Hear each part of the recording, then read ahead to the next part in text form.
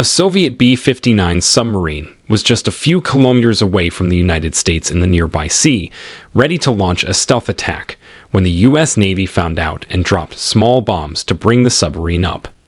The Soviet submarine Maryam, which had also lost contact with the headquarters thousands of kilometers away, felt that the war might have broken out and now was the time to fire nuclear torpedo missiles.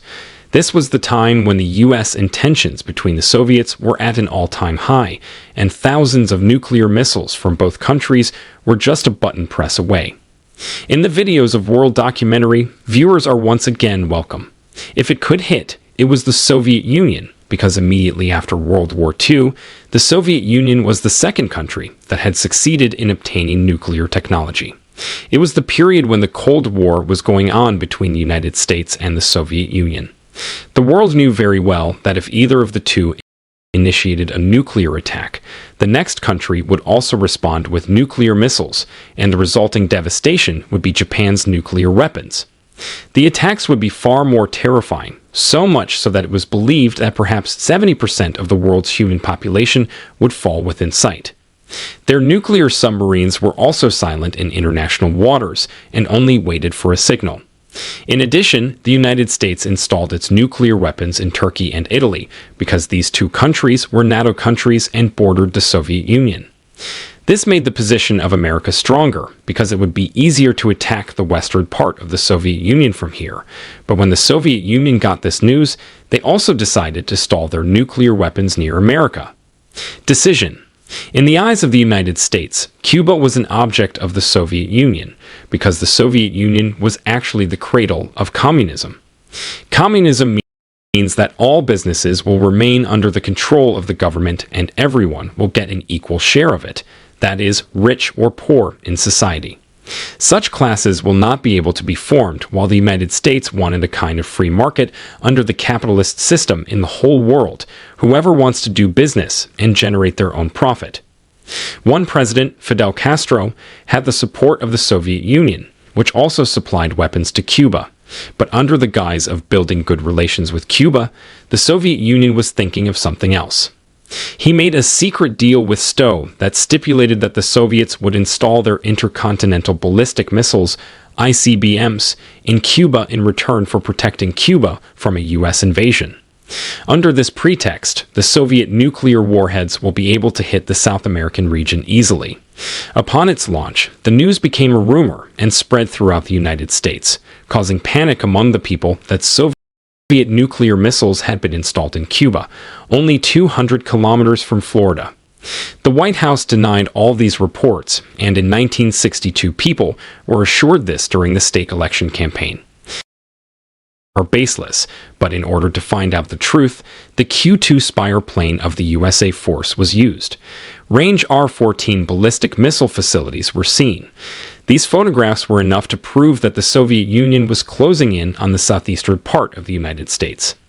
In order to teach a lesson to Cuba, which the U.S. was already very angry with, it was decided to conduct airstrikes there. The plan was to first destroy the Soviet ICBM score by conducting airstrikes, and then occupy. This plan of the American president was in fact tantamount to inviting World War III, because an attack on Soviet missiles in Cuba would actually be considered an attack on the Soviet Union, and if it happened, nuclear war would break out on both sides.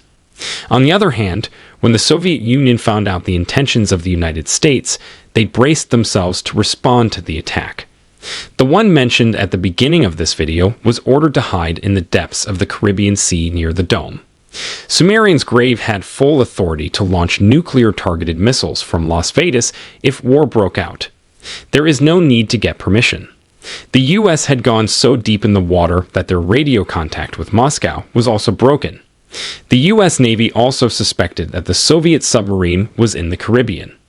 By dropping small bombs at this location to signal the submarine to come up and identify itself, the bombs dropped by the U.S. Navy were actually signaling depth probes and anti-submarine vapor that would detonate near it. The captain inside the Soviet B-59, who had already lost contact with Moscow, thought that the war might be over and now it was time to launch nuclear torpedo missiles. Of course, Crow had full authority, But before pressing the nuclear button, the consent of all three officers in the submarine was essential. Was not in favor of Executive Officer Vasily Arkhipov, the B-59's second-in-command, but he decided to go against the other two officers, and the three of them had an argument. Arkhipov said that firing a nuclear missile was too risky. While they do not have any confirmation of the start of the war, this discussion continued for several minutes, and after that, it was decided to take the P-59 into service and first restore contact with the people of Moscow so that the actual situation could be assessed. A meeting between the Russian and American presidents was held to neutralize it, in which they agreed that the Soviets would withdraw their nuclear missiles from Cuba, but only on the condition that the United States would not occupy Cuba later. It was put forward, but later it was found that the United States had secretly agreed that it would also remove its nuclear missiles from Italy and Turkey. During these 12 days, tensions were so high that both countries sent their nuclear missiles to space, which meant that if we survived and war did not start, these missiles would be destroyed in space, and if we do not survive, these missiles will fall directly on their target. But because this crisis was over, these nuclear missiles were destroyed in space. Historians believe that Executive Officer Vasily Arkhipov was the man whose history-making decision is why we are still alive today. This nuclear war would have been so intense that perhaps there would be no name or trace of human beings in this world. I hope you will like and share this video. Thank you very much for your loving comments. See you in the next wonderful video.